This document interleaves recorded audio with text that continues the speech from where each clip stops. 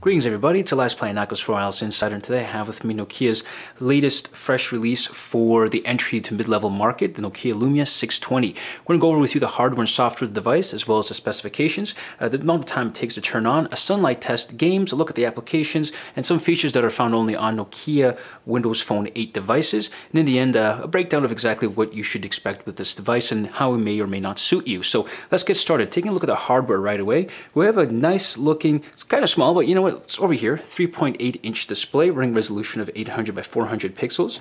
It does have dual-core 1 GHz processor, it's a Snapdragon processor, and has 512 megabytes of RAM. So that's sort of that title mid-level. I wouldn't say entry-level, and you'll see why as we get further down through this review. Had this guy for about 2 weeks now, two and a half weeks playing around, and there's a few things it does sometimes better than other high-end devices. In the front, we have a 1.3 megapixel camera. In the back is a 5 megapixel camera with autofocus and LED flash. On the left, there is nothing. On the right is awesome. It has a dedicated camera button, which I love, volume up, volume down, as well as a power on, off, and standby button. At the top, you have a 3.5mm headphone jack, secondary microphone, and there's the micro USB charger. So I bet you're thinking, where the hell does the micro SIM card go? Or so where's the SIM go? Where's the expandable memory go? Well, this is a very unique device. It's part of the whole thing Nokia is doing to make it customizable. This does come a whole range of colors. This is black, but you can get it in green, magenta, orange, cyan, white, and yellow. So yeah, just like the 920 and the previous devices in the Lumia lineup, you can totally customize this to what you like. Anyways, if you put your thumb here on the back of the camera and you push outward, boom. There's the back plate, and you can see right away the NFC transmitter receivers over there. A very unique design to have some of the buttons housed on the actual back plate, but that's cool, and there's Nokia doing its magic. SIM card slot, micro SD expandable up to 32, or sorry, up to 64 gigabytes of storage, and a nice battery here rated at 1300 milliamp hours. I bet you're wondering if that's really enough. Well, we'll go through a little test here, and you'll see why it may just be as efficient as it says it is. And if you take a look at that massive speaker there, a little misleading from that little hole in the back of the phone. So just because the hole in the back of the phone looks that small, the speaker is gigantic, and you're going to love hearing that, I'll tell you that right now. So you put it back on by clipping it at the bottom first and snapping it. Good. So here we go. So when we're greeted right off the bat, you got a little lock screen there. I didn't set a password, but if we swipe up, there is the tile, the whole Metro theme, the tile theme, I guess they're trying to convert it to. Just to go through really quickly, so in case you already are familiar with Windows Phone 8 or not, I'll just go very briefly. If you click and hold these tiles, you can choose to resize them, or you can choose to eliminate them or unpin them from the home screen. And there you go, you got a broken tooth right there, nothing. You also pin games from the marketplace to there, so you can have ease of access to it. On any Windows Phone 8 device, you can swipe from the top. It'll show you summary of your connections and your power, but nothing else. There's no taskbar that slides down. If you swipe to the right, boom, you have your settings, options, games, programs, utilities, anything you'd like to access at any time to see what's running in the background. Click and hold the back button. And right now there's nothing running, but let's change that. So if we go through real quick, there's a few really cool things here. You could do some magic stuff with the camera. If you are interested in learning more about Nokia City Lens, Drive, or Maps, I do cover that briefly in the Nokia Lumia 920 review. I'll have a link right here at the bottom if you have annotations enabled, and as well as in the comments below. So you can click that and have a real-life demonstration of how that works, but I won't go through it now because it does take a significant amount of time. So click that if you're interested in about those three features. Again, only come with Nokia devices. So yeah, right off the bat, nothing really comes loaded on the device except what you see here, minus Angry Birds and a game or two. But yeah, it's very simple, very smooth, and I'm always persistent in emphasizing the fact that the Windows Phone 8 interface is very simple. Some people compare it to the iOS as the OS or user interface, where it's very simple and practical, and that's what you're going to get here. The live tiles are animated so that you have, some information showing up while you're not using them. So if you go to the bottom, my little avatar popped up. And of course, if you're an Xbox Live user, you love it because it synchronizes with your gamer tag. There you go. There I am. Want to dance? No? I just want to dance. Okay, well, you get the idea. Integrates with that very well. You can download trials for your Xbox subscription as well as control it using Smart Glass. So yeah, back to this. It's very smooth, and you should expect that just because it is very unified. It's very simple and easy to use. Let's go and take a look at my calendar. Let's see how it looks. Again, just in case you're not too familiar, very nice black and dark theme, which I really love, and easy to see in all kinds of light. And rotates. Nice. Remember, we're looking at a mid-range device. This is not high-end, but it's going to be really hard to convince yourself that's what you're looking at here. I mean, in Canada, this retails for around $250. So around the world, that will range from $200 to $300. So that's not a bad price at all so far from what I'm seeing. So, okay, let's go ahead and take a look at the camera. loaded pretty good there. And again, of course, you can always access it from the camera button here. If I put this guy in standby, we hold the camera button down, launches the camera from there. And it's good to know that even though if you have a password, you can still launch the camera when you have a password on your phone. It just won't let you get into the phone, but you will be able to take pictures. 5 megapixel camera. I noticed the pictures were all right. Wow, that's a really good example. Hell, that's better than all right. You can see the pores on the fabric.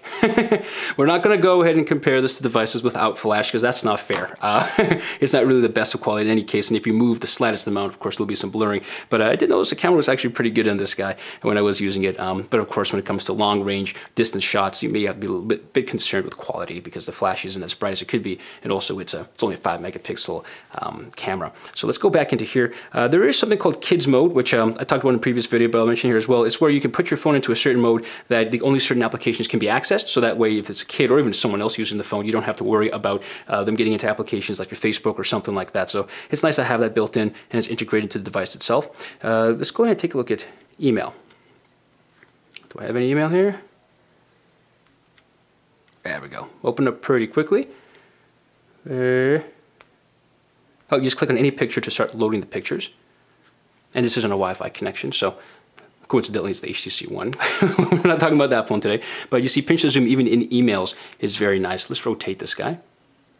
Yeah, not bad. And again, if you see the smoothness of the scrolling, it just begs to wonder what kind of device can do this considering its price range. So it's setting the bar right there. Nokia's always had a history of introducing devices at a reasonable price, and this is just awesome. Cool. All right. So yeah, what else can we do here? Let's go to the internet browser. Let's take a look at that keyboard. And yep, standard chiclet style, little bit of space in between. Since it is a 3.8-inch display, iPhone users should be pretty accustomed to using something like this. It's very simple, very basic. Can't really complain about its usage, but let's go ahead and try to do something. Let's go to... just a small little typo there, but that's not bad. Let's see. Yeah. Okay. All right, I'm getting there, 50-50. But let's see how quickly it rotates when we're in the browser. Cool, it's a little animation. I didn't notice that before. Look at that. And it's very smooth at that, so it's fancy and it's efficient. Good, that's what I want to see. So let's go to YouTube. We might as well, since the device itself doesn't come with a dedicated YouTube application. It just takes you to the web browser, which of course is supported in mobile. And cool, nice and smooth. Again, it's on Wi-Fi. Let's go to the desktop version. That's a real challenge. We're not going to use a mobile site. So it's loading all this stuff here. Ads as well, that's nice. Let's rotate while it's still rendering. Smooth, man. Jeez. Yeah. It's fully loaded. There's no lagging. Pinch to zoom works very well.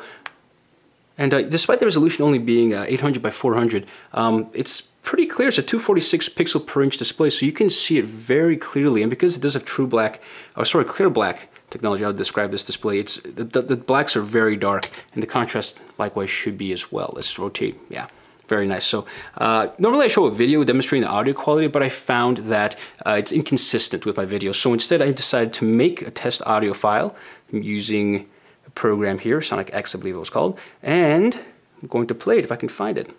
There it is. So music and videos. This will do a good test of the audio.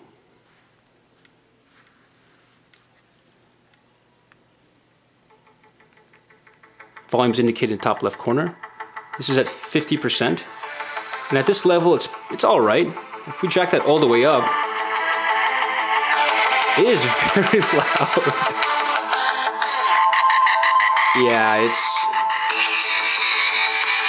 so this is one of the loudest phones that I could possibly say. I reviewed it in a while. It's right up there, just past my S3. It is really loud, man, which really made me kind of laugh at how small the speaker was there, but damn, it can really play if it wants to. So that was very nice to see. Nokia's had a history of having some nice sound quality, and without saying two speakers or something at the bottom, I was a little surprised to hear that. So what's another good thing to know is because it is there, the little hole for speaker, if you hold the phone like this, and it's small, so it's nice, it's hard to avoid, but if you do obstruct it, right here, then of course you will have muffled audio. But yeah, And another cool feature is if the phone is locked, audio controls are on the top of the phone when the phone is locked.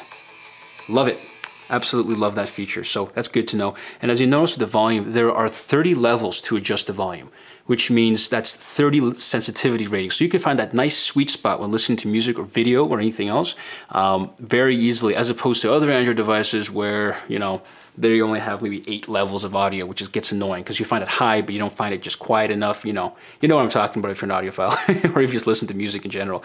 So it's nice to hear that. Since we were talking about the display before, did take this guy out in the sunlight. The black theme really helps a lot. If we're talking about like this dial pad that is dark, and it's very easy to see here. When you take it out in the sun, it was easy to see that as well as my contacts. I mean, I had no problem or difficulty pulling anybody up and seeing what their number was. And of course, going to the main screen and applications, you can totally see the tiles on the home screen as well. So yeah, this is the contacts list here, very easy to see. You can customize the color of these tiles. So of course, if you have something like gray, maybe not the best choice for daylight viewing, but if it's blue, red, you know, purple, fuchsia, whatever your pick is, it's nice to see that that's there. Now, if we go to the application store, it does have access to applications for both Xbox and your phone. In this case, I have like Robotech, Rainbow, whatever, but application store is here. Like many people say, and like I've said time and time again, it's all about the applications. In this case, there just aren't too many. There are. Depends what you use it for. Like if you want to have that Fruit Candy Crush game, for example, not yet. If you're talking about like Angry Birds, you have to pay for it because it's not mainstream yet. That's what the Roost was for Angry Birds. But again, if you want something like just basic games to play around with, there were quite a few. I found a nice one, Robotech and this rainbow capture thing, but they ran pretty good actually. There was no lag. I was expecting, you know, the particles or the explosions from Robotech or just, you know, some random things from the other game would slow it down, but not really. I wouldn't have known the difference. If it wasn't for the size of the screen, I wouldn't have even known I was on a 620. I would have thought I was on a 920. Which is a higher up version of this Lumia. So that was great to see, you know. I like seeing good things happen, especially in small phones. I pictured like the little train that could. So yeah, that's a little taste of what it can do. And audio quality is very loud, so it's nice to have this guy going around and working with you. And speaking of the 920, the higher, bigger, big brother, this guy, in terms of how long it took this phone to turn on, I mean, the new Lumia 920 took 40 seconds. This guy took 43 seconds. So you're not looking at a huge difference. It seems that the hardware here, you know, you might say 512 megabytes of RAM and dual core, 1 gigahertz processor. Ooh, wow, we stand back. No, because the software and user interface for Windows Phone 8 is optimized, it's very efficient. It doesn't really need too much resources to run. I mean, the fact it only takes a few seconds more, like 2 seconds, 3 seconds for this one to turn on than the Lumia 920, which is double its power capacity as well as in RAM, is just incredible. And I love that because that means that the software, the user interface is there and the OS is there. It's just you need more applications to take full advantage of it. Now, what can you say about this phone? What can you take with you? Well, one thing I really appreciated was it does feel nice in the hand. It's thick. It's not too thin. It's not, you know, too heavy either. It's not made of aluminum. This isn't an HTC phone. This isn't a Lumia 920. This is plastic in the back, which is nice because you can totally customize that and you can open it up. So that means there's no slots here, which is nice because it also gives you the impression that it's a little water resistant, but we won't go there. One thing I would have liked to see is a Gorilla Glass. There's no Gorilla Glass on the phone, but I wouldn't have noticed, of course, after a few months of use. Just don't keep it with your keys. Hopefully you take care of these phones. At this price range, I was very surprised. I had no idea the speaker would be that loud. I didn't know the camera could be, you know, that good. And the picture quality was pretty good considering the resolution, because when I saw the specs, I just kind of blew air out of my nose, like, what? But no, I was way off. Yeah, it was overall really fun to use this. I couldn't really get it to slow down too much, but then again, there's not much I can think that I can load on here that could. It's very easy, very efficient to use, very simple. It does come with some really cool applications. If you click that link to learn about City Lens, Drive, and Maps, you have a good idea of how nice that is. Maps works pretty well too. I used it a few times. Multitasking is easy to get to. You can go around seeing what's open. You can totally switch to what you want to. And the nice thing is the tiles are animated, so it shows you relevant information in regards to the application you're in. Overall, very impressed with the device. I wish I could hold on to it, but it's time to move on to bigger and more expensive things. I really like the fact that this was affordable. I mean, I could pick this up for my nephew, man.